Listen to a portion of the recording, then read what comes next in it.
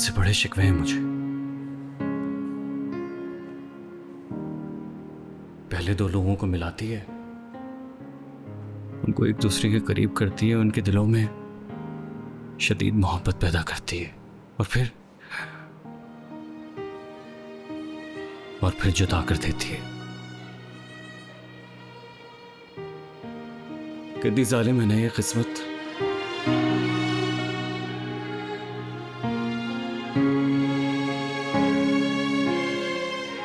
और कभी कभी किस्मत मेहरबान भी हो जाती है,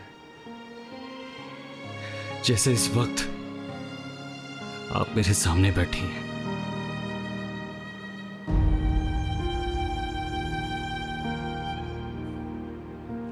यह किस्मत की मेहरबानी ही तो है।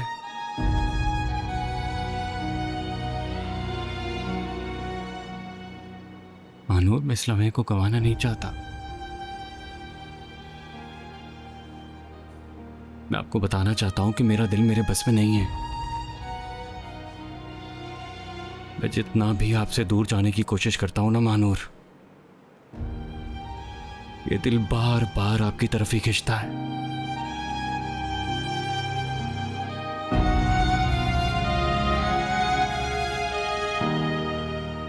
सुबह उठते ही सबसे पहले आपका ख्याल आता है,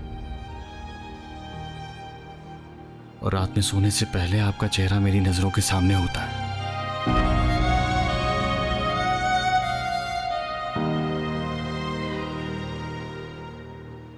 हुसैन, मेरी बात अभी खत्म नहीं हुई।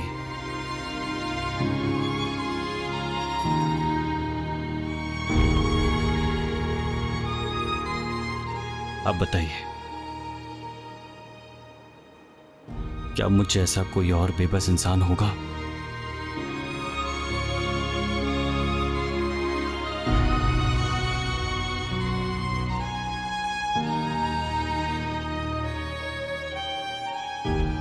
मैंने आपकी बात सुन ली है ज़ैन, और मैं ऑनेस्टली आपकी फीलिंग्स की बहुत रिस्पेक्ट करती हूँ।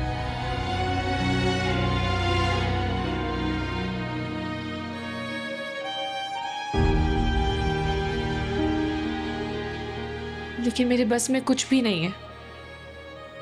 आपकी मोहब्बत, आपके जज्बात चाहे कितने ही सच्चे क्यों ना हो ज़ैन, दुनिया की नजरों में वो गलत है। लेकिन क्यों? क्या मोहब्बत करना गलत है या किसी को चाहना गुनाह है? नहीं ज़ैन, ज़ैन, ना तो मोहब्बत करना गलत है और ना किसी को दिल से चाहना गुनाह है। लेकिन अगर दो लोगों में से किसी एक के साथ किसी दूसरे का नाम जुड़ा हो ना,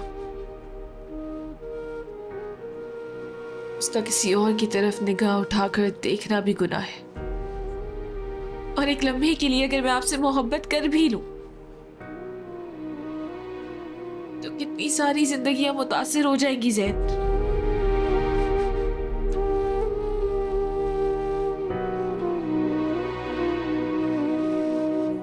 इतने लोगों को हर्ट करके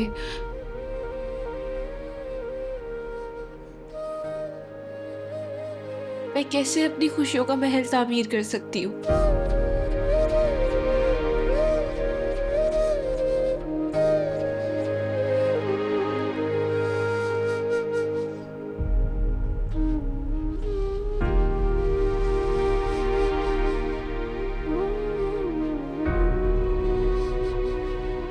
ये हमारी आखिरी मुलाकात है ज़ैन। आज के बाद आपकी जिंदगी से मेरा नाम और मेरी जात से जुड़ी हर याद निकल जानी चाहिए।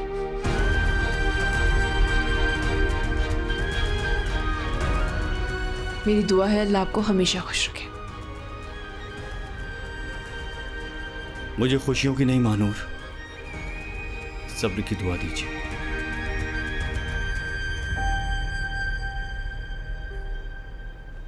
और जाते जाते मेरे एक सवाल का जवाब दे दें। क्या आपको मुझसे वाकई कभी मोहब्बत नहीं हुई? एक पल के लिए भी नहीं?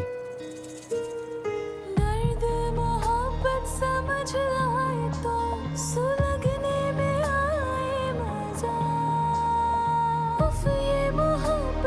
संग दिल बहुत तड़पने में भी है नशा। बरसों बरसों खाली नैना, बरसों बरसों खाली नैना।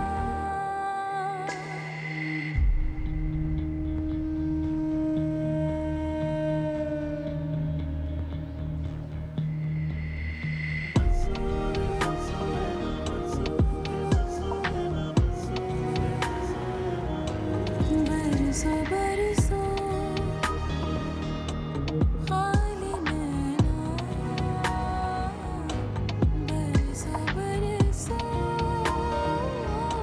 खाली नैना।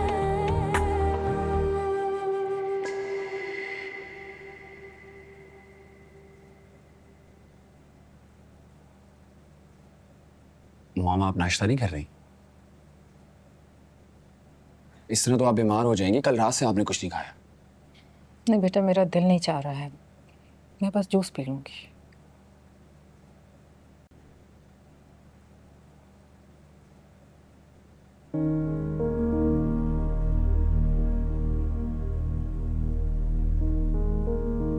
आपको इतने चीप टैक्टिक्स इस्तेमाल करते हुए शर्म नहीं आई? Behave yourself. किस तरह बात कर रही हो मॉम से? तुम चुप रहो। अब तुम मुझे सिखाओगे कि किससे किस तरीके से बात करनी है। Shut up. तुम्हें जो कहना है ना मुझसे कहो, दफा हो जाओ यहाँ से। आपने मेरे अकाउंट्स किस खुशी में फ्रीज कराए हैं? ताकि तुम्हें तुम्हारी औकात याद दिला सकूं। रियली? औकात तो आपने अपनी दिखाई है, इतनी गिरी हुई हरकत करके। और जो तुमने हरकत की है उसके बारे में कुछ कहोगी?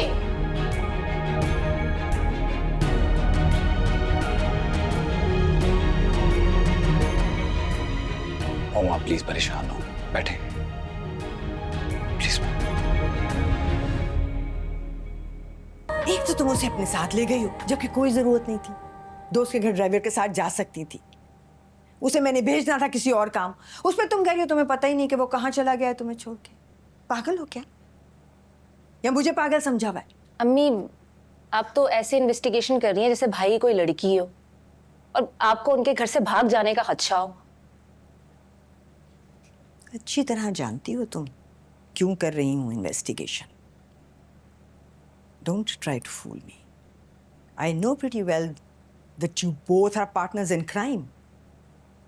सच सच बता दो मुझे, क्या चल रहा है तुम दोनों के बीच में? जवाब दो मुझे, जवाब दो।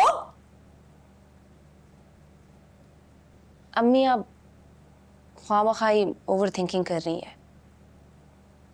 और भाई कोई बच्चे थोड़ी है जो मैं उन्हें जो कहूंगी तो वो वही मानेंगे। हम बस मेरी फ्रेंड के घर गए थे, उसके बाद भाई कहाँ गए मुझे नहीं पता। जितनी मासूम तुम दिखती हो ना उतनी हो नहीं, लेकिन मेरी बेटी हो, इसे तुम पे यकीन करी हूं जस्ट दिस वंस। समझी? अच्छा अम्मी, ये तो बताएं, वो मैंने जो ज्वेलरी पसंद की थी वो आपने कहाँ रखी है? कहीं अपनी लाडली बहू के लिए पैक तो नहीं कर दी? अभी तो रखी हुई है, लेकिन अगर मुझे लगा कि तुम मुझसे झूठ बोल रही हो तो दे दूंगी किसी को भी। मैं सफिया को दे दूंगी, तुम्हें नहीं दूंगी।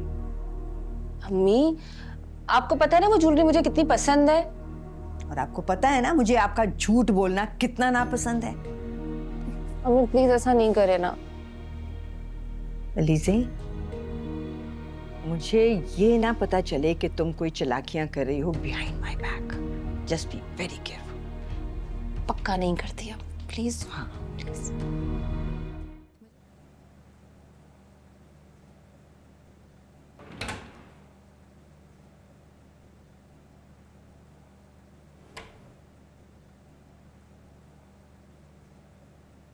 डैड, वो मदीहा आंटी ने अचानक से ड्रेस के बारे में पूछा तो मैं पैनिक कर गई। कुछ समझ में नहीं आया कि क्या जवाब दूँ, इसलिए जो जहन में पहली बात आई वो मैंने कर दी। I am really sorry dad. बेटा, ऐसे कैसे कर सकती हो? तुम्हें अंदाजा भी है तुम्हारी वजह से मुनीजा के सामने कितना शर्मिंदा हुआ हूं?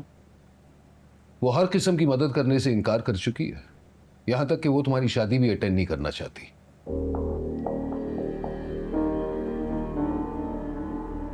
बेटा बेटा, मेरी समझ में नहीं आ रहा तुम किस गुमान में हो। आखिर तुम समझ क्यों नहीं रही? और ये वक्त गिला करने का नहीं है, बल्कि समझदारी से काम करने का है। और अगर इस वक्त तुमने अकल से काम नहीं किया ना, तो जिंदगी भर पछताओगी, और फिर तुम्हारा बाप भी तुम्हारे लिए कुछ नहीं कर पाएगा। बेटा, मुनीजा ने एक शर्त रखी है कि अगर तुम मदीहा आपा के सामने उससे माफी नहीं मांगती तो वो शादी अटेंड नहीं करेगी और ना ही कोई फाइनेंशियल हेल्प देगी। और शायद ये मुझे बताने की जरूरत नहीं है, लेकिन इस वक्त मुनीजा से किसी भी किस्म की दुश्मनी मोल लेना समझदारी वाली बात नहीं है, क्योंकि ये सिर्फ तुम्हें अफेक्ट करेगा। बाकी फैसला तुम्हारा है, या तो अपनी अना बचा लो या अपनी शादी। लेकिन जो भी फैसला करना है ना, जल्दी करो, ज्यादा वक्त नहीं है हमारे पास।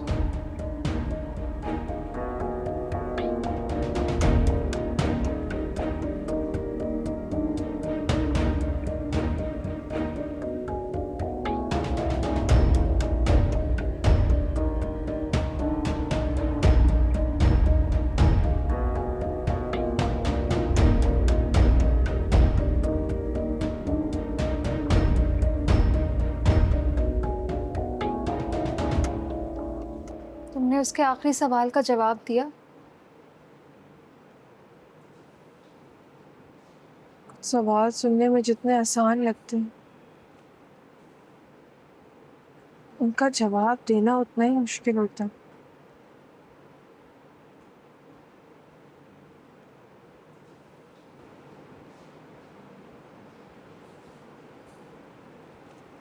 मुझे लगता था जब दो लोगों को मोहब्बत हो जाए तो दो सच्ची मोहब्बत करने वाले लोगों को जुदा नहीं कर सकता। मोहब्बत में कोई मजबूरी दो लोगों को अलग नहीं कर सकती। लेकिन मैं गलत थी। सैन की हालत देखकर तो अब मुझे मोहब्बत से भी डर लगने लगा है। I mean, अगर मोहब्बत करने वालों का ये अंजाम होता है तो हम बगैर मोहब्बत के ही अच्छे हैं।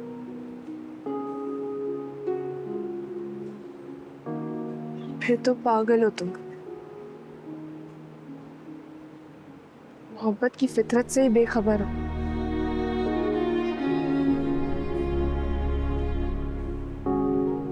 मोहब्बत इंसान को ऑप्शन नहीं देती कि वो खुद किसी से मोहब्बत करे। क्या मतलब?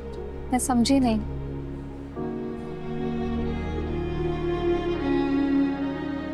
मोहब्बत तो बस हो जाती है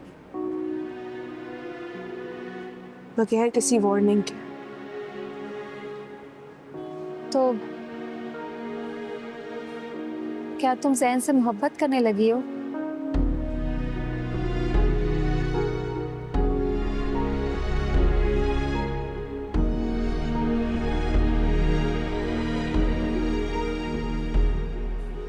ये एक ऐसा सवाल है जिसका जवाब शायद खुद मेरे पास भी नहीं है।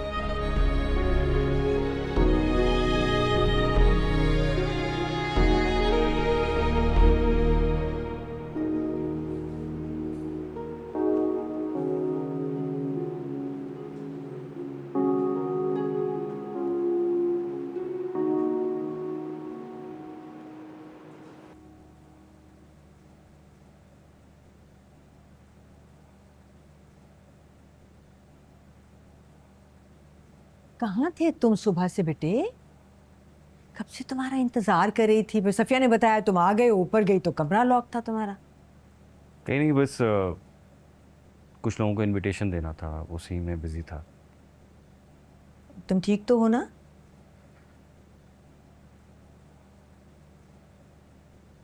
जी हाँ, मैं ठीक हूँ। मुझे क्या होना है?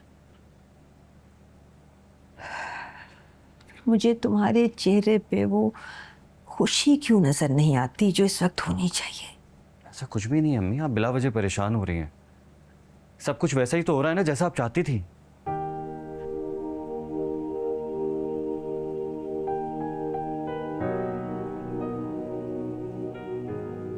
एम सॉरी,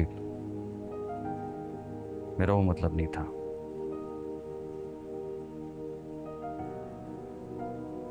मैं बाहर जरा वॉक पे जाऊँ।